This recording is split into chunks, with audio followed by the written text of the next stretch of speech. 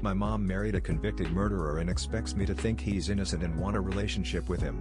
I am dumbfounded by my mom. My mom one day decided to write a prisoner in San Quentin State Prison. No one super famous, but one of the men on their death row, and he did have a media presence. Eventually they began to talk and their relationship went from friendly to romantic. My mom didn't tell me for fear I would become unglued, since I hated her last boyfriend who was abusive, and it made me cut my mom off for a time being. I became aware of him and his predicament when I had issues in my marriage, and I called her to take me to her house. Well, I stupidly drank to cope, and next thing I know I'm waking up to my mom on the phone with some guy, and she's yelling that I'm passed out on the floor. Veiled. I heard the telltale signs that it's a prison phone call and put two and two together. My mom had me talk to him since she thought he could help. Me being wasted at the time, I'll talk to anyone, and I asked what did he do. He didn't answer. Why won't he tell me how he got there? Fast forward a few days and I'm back at home googling this guy. It doesn't look good. He has 2 prior convictions of rape. The prosecutor said he'd have no issue putting him on trial to have him sent to death row again. There was DNA evidence against him in the murder trial. It's pretty cut and dry that he killed a man.